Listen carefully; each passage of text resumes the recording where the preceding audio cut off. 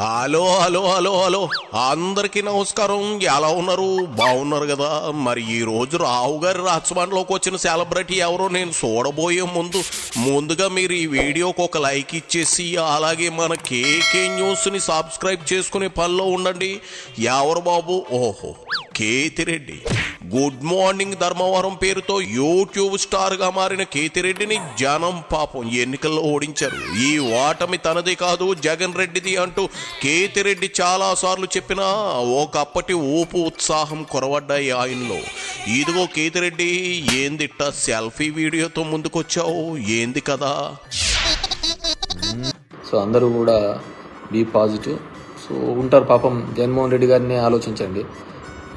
ఇంట్లో వాళ్ళు అతన్ని ఇబ్బంది పెడుతూ, బయట చంద్రబాబు నాయుడు ఇబ్బంది పెడుతూ, పైన బీజేపీ ఇబ్బంది పెడుతూ, ప్రతి ఒక్కరూ ఏదో విధంగా అతన్ని క్రష్ చేయాలా అని వాళ్ళ అహాన్ని చూపించుకోవాలనే ఒక ప్రయత్నం చేస్తున్నారు.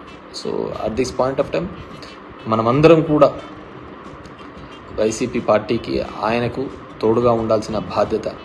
నాకు తెలిసి ఆయన ఎవరికే కానీ తెలిసి అయితే నష్టం జరిగిండదు.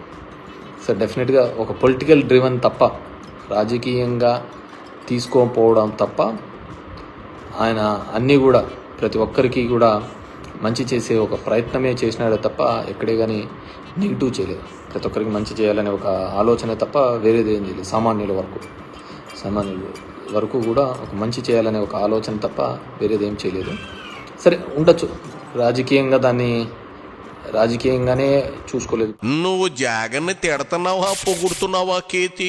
అబ్బా, ఇంట బయట జగన్ రోడ్డును పడ్డాడంటావు. ఇంట గెలిచి కదా రచ్చ గెలవాల్సింది. ఈ చిన్న లాజిక్ జగన్ రెడ్డి అట్ట మర్చిపోయాడంటావు. అది సరే, ఏంది అట్ట ప్రేమలో ఓడిపోయిన దేవదాసులు ఆ గెడ్డం ఆ వాలకం. నిన్ననే మీ పార్టీ మాజీ మంత్రి రజనీని కలిసి వచ్చాను. ఆమె చూడు చెక్కు చెదరకుండా ఉంది. అది పట్టుదల అంటే, అది ఆత్మస్థైర్యం అంటే. అంతేగాని 11 సీట్లు వచ్చాయని ఓడిపోయామని ఏడుతూ కూర్చుంటే ఎట్టాకేతి? మళ్ళీ పుంజుకోవడం ఎలా అనే 30 రోజుల తెలుగు పుస్తకం ఉంది. లేదంటే మన యాండమూరి గారు విజయానికి 5 మెట్లు 6వ సోపానం, ఇట్లాంటి పుస్తకాలు చాలా రాశారు. చదివి నూతనోత్సాహాన్ని తెచ్చుకోవాలి. ఏంటి అర్థమైందా? ఏదో చెబుతున్నావు, కంటిన్యూ చేయి. ఇప్పుడు ఎఫ్పి షాప్స్ ఉన్నాయి ఒక పల్లెలో, ఒక గ్రామంలో. ఎఫ్పి షాప్ అంటే ఆ ఊర్లో ఉన్న పెద్ద లీడర్ దగ్గరకు ఉంటుంది. అది జనాలందరూ అతని దగ్గరికి పోతుంటారు, లైన్లో నిలబడుతుంటారు, తెస్తుంటారు. జగన్మోహన్ రెడ్డి ఒక కొత్త పద్ధతి తీసుకొని వచ్చినాడు. ఒక వ్యాన్ పెట్టాలని, అది ఇంటింటికి పోయి ఇవ్వాలని. సో అక్కడ అతను బాధపడినాడు, వీళ్ళకు సాటిస్ఫాక్షన్ లేదు. అలా మల్టిపుల్ రీజన్స్తో ఈ విధంగా ఉంది. So that's it for now. So అందరినీ కూడా be positive and we have to, అందరం కూడా జగన్మోహన్ రెడ్డి గారికి తోడుగా ఉందాం, అండగా ఉందాం. అతన్ని అన్ని విధాలుగా కూడా ఇబ్బంది పెట్టే ప్రయత్నాలు చేస్తూ ఉంటారు ఎమ్మెల్యే క్యాండిడేట్స్కి. రాజకీయంగా ప్రతి గ్రామంలోనూ, ప్రతి ఊర్లోనూ, ప్రతి వార్డులలోనూ కూడా ఇబ్బంది పెట్టాలా అనే ఒక ఆలోచన విధానంతో చూస్తుంటే ఇప్పుడు ఒక కొత్త ట్రెండ్ వస్తుందన్నమాట. మామూలుగా రాజకీయ నాయకులు కొట్లాడుకుంటూ ఉంటారు, అయిపోతుంటారు. ఇప్పుడు అదంతా అయిపోయిన తర్వాత దానికి సంబంధించిన అధికారులను కూడా, ఐఏఎస్లను, వీళ్ళను అప్పుడైతే ఎవరైతే ఉన్నారో వాళ్ళను కూడా కంప్లైంట్లు పెట్టాలా, కేసులు పెట్టాలనే ఒక ఆలోచన చేస్తున్నారు. So we have to wait and see. తప్పదు కేతి, మీరు నేర్పిన విద్య కదా. అదే మీ జగన్ రెడ్డి 5 ఏళ్ళు ఎలా అయితే ప్రవర్తించాడో దానికి ప్రతిచర్య ఉండి తీరుతుంది కదా. ఇంకా రెడ్ బుక్ తెరవనే లేదు, అప్పుడే మీరు గింజుకుంటే అట్టా చెప్పు. నాకు అనిపిస్తూ ఉంటుంది అదంతా దేశంలోని దరిద్రాలకు అన్నిటికీ కూడా రాజకీయ నాయకులైన కారణము. దెర్ ఆర్ మెనీ సిస్టమ్స్ ఉన్నాయి కదా, వ్యవస్థలు చాలా ఉన్నాయి కదా, కానీ ఎందుకు ఒక రాజకీయ నాయకుడు మాత్రమే దీనికి వస్తాడు అంటే 5 ఏళ్ళకి ఒకసారి ఓట్లకు వస్తున్నాడని ఆ విధంగా ఉంటుంది. ఇప్పుడు if you look in to the 4 pillars అనుకుంటే, జ్యుడిషియరీ కావచ్చు, మీడియా కావచ్చు, ఎగ్జిక్యూటివ్ కావచ్చు, కాన్స్టిట్యూషనల్ పొలిటికల్ కావచ్చు, ఏదైనా కావచ్చు, దీనిలో కేవలం ఒకటిదే తప్పు ఉందంటారా? I don't think so. కింద నుంచి పబ్లిక్ దగ్గర నుంచి పై వరకు ప్రతి ఒక్కరిది ఏదో ఒక సందర్భంలో వాళ్ళ ఆశ, వాళ్ళ కోరికల మీద, అది కులం మీదనో, మతం మీదనో, అవకాశవాదం మీదనో ప్రతి ఒక్కదాని మీద ఏదో విధంగా రన్ అవుతానే ఉందన్నమాట. సో ఇవన్నిటినీ కూడా అండ్ ఫ్యాక్షనిజం పెరుగుతుందని ఎవరో పెట్టారు పురుషోత్తమ్.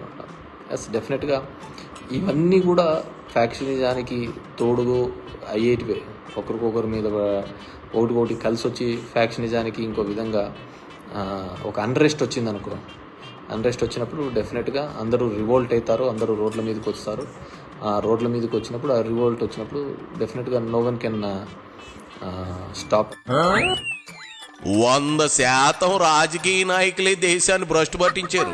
ఇది నిజం. మిగిలిన వ్యవస్థలన్నింటినీ రాజకీయ నాయకులే ప్రభావితం చేస్తారు.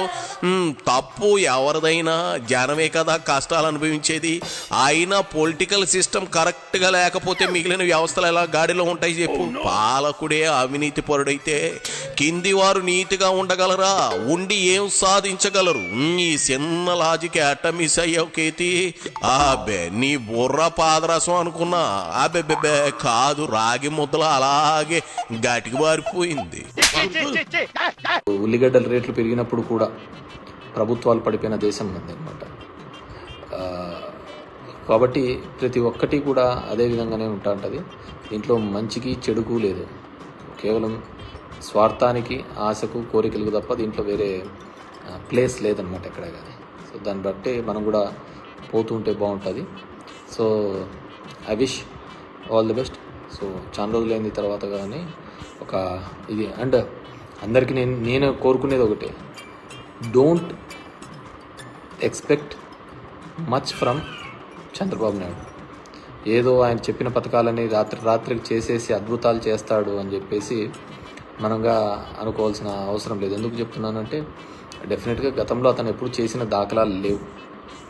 అండ్ జగన్మోహన్ రెడ్డికి జరిగిన తర్వాత 11 సీట్లు ఇచ్చిన తర్వాత, ఇన్ని పథకాలు ఇంత మంచి అవినీతి లేకుండా జరిగిన తర్వాత 151 నుంచి 11 సీట్లకు తీసుకొని వచ్చిన తర్వాత ఇంక ఏ రాజకీయ నాయకుడికైనా సరే కొద్దిగానే ఆలోచన ఉంటే అతను ఖచ్చితంగా ఇలాంటి పథకాలు ఏవే కానీ చెయ్యడు.